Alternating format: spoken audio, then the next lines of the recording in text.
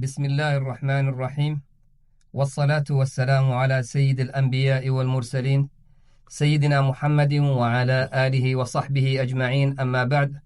My dear brothers and sisters in Islam, Assalamu Alaikum wa rahmatullahi wa barakatuh. We welcome you and welcome Sheikh Mahmoud. Sheikh, Assalamu Alaikum wa rahmatullahi wa barakatuh. Jazakallah khair for coming. We are so honored that you actually accepted the invitation. Inshallah, may Allah benefit our community from this meeting and this podcast. Ameen ya Rabbil Alameen. Sheikh Mahmoud is a Hafid Quran on Riwayat Hafs and Asim. He actually teaches Quran in Masjid Hamza. He's been teaching Quran, mashallah, tabarakallah, since 1992. So he's not new to teaching Quran, mashallah, mashallah. Allahumma zid ya Rabbil Alameen. Sheikh Mahmoud also, mashallah, has a beautiful voice. And, I'm not the only witness to that. There are many people in the community that can be the witness to such thing. And inshallah, you will be also a witness of that in a minute. He will recite some ayat from the Quran Kareem to get this podcast started on the right direction, inshallah.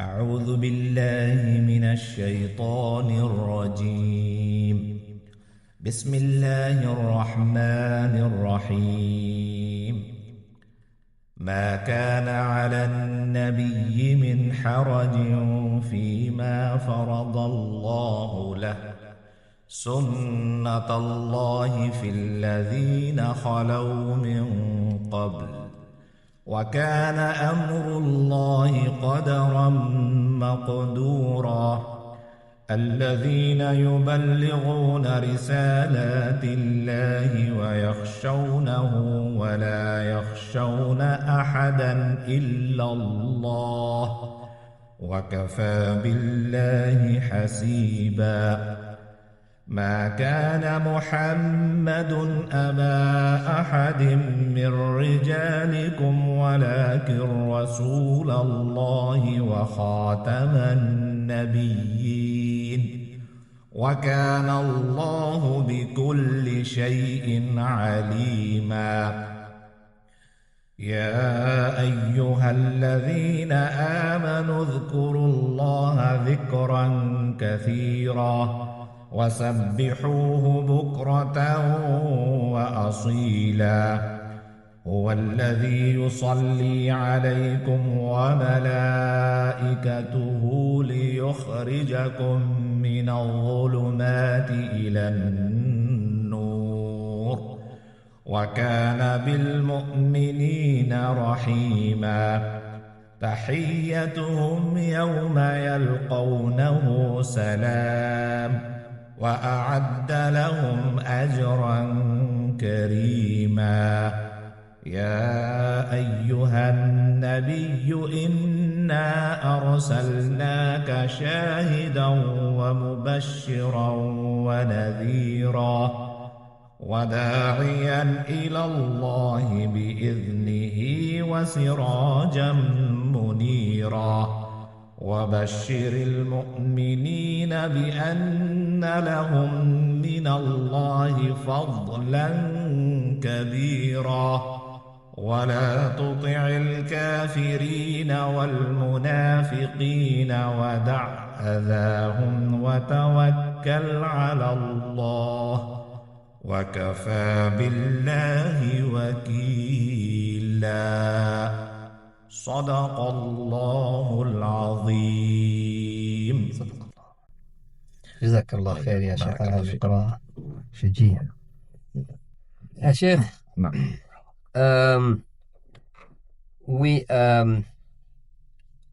There's no way we can do enough justice in the Quran and the care of Quran. No. And studying the Quran, teaching the Quran. But we know, ittaqullah mastata'tum. We do what we can, right? Yes, of course. So, one of the questions. Yes. Is there an age range, or is it children, adults, or a mix? Or I started teaching. When I started teaching, I used to take all from 5 years and up. Okay. So there are some cases, exclusive cases, I took like 4.5 or 4 years old. Very rare. Depending on the personal capacity of a child and then their background and then family involvement. That's right. So based on that, normally, 5 and up. I teach 5 and up, and there is no age limit. Like after 18 or 20, the old, there is no upper age limit. There is no. So inshallah, yeah. So I taught all kinds of brothers and all age groups till they are like some in college. MashaAllah. Yeah, alhamdulillah. MashaAllah. Yeah, alhamdulillah. Are there older people like myself? Of course, I did some classes on that, but the improvements after a certain age is pretty hard to notice for sure. But the thing is, all it counts is just like your interest and your passion and your love of Quran. No. So that's the most important thing. And whether you learn like you improve like 1% or 10%, so it's up to the capacity of the person. But at the end of the day, what matters is the love of Quran increases there, and the affection and then involvement, and then and not only that, the reward. The reward is subhanahu wa ta'ala in this world and hereafter, inshallah. So, for the students that you teach, yes, is it enough that they study with you, or do they also need to be studying at home or elsewhere? That's a good question, Brother Muhsin. We have like a coordination between teacher, parent, and the student. Three way. It's like a triangular coordination. So without teacher, you are nowhere, and without parents' involvement, again, there's a big gap in that teaching process. So the process goes very smoothly when all three parts are fully committed. So the parents are supposed to support morally and whatever they could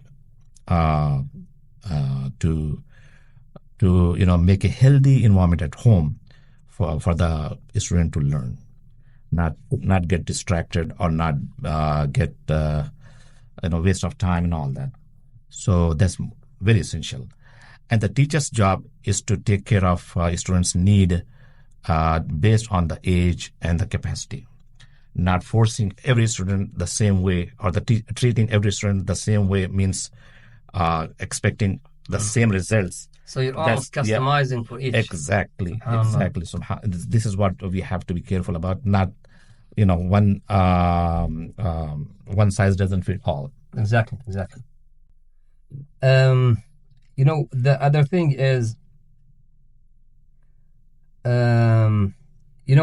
most people, I want to not be general, but most people, they drop the child at the masjid and come pick him up, and they think this is enough. And they think that, this child, inshallah, is going to memorize Quran. Inshallah, they will, inshallah. And then they will intercede for me to go to Jannah. That's right. So, but is that enough as a motive to teach children or, everybody? Yeah, that's a very crucial question you asked me. We have to be thinking like making a student like not sacrificing his time for the sake of to save the parents. Generally they think that the way people think that if the child is reading Quran, I don't have to do anything. Let him do my job also, take care of my responsibility also. So they just want to transfer the responsibility to the child, and that is not fair. That's right. So we have to be careful about that, and then provide a good situation and good environment for the child to grow Islamically. And of course, there is a shifa and on the day of judgment.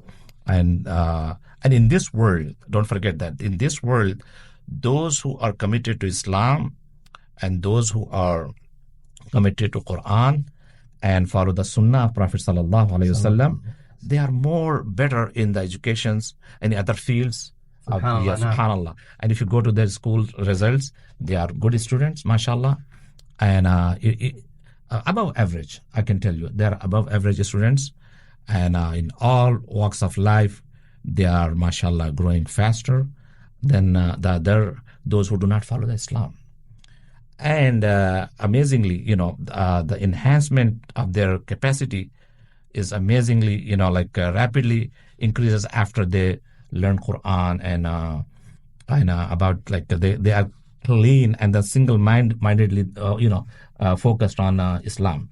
So once they do it, so that becomes like they can any other task becomes easier for them. Yes, for sure. Alhamdulillah, this is the benefit in this world for those people who are committed and attached with Quran.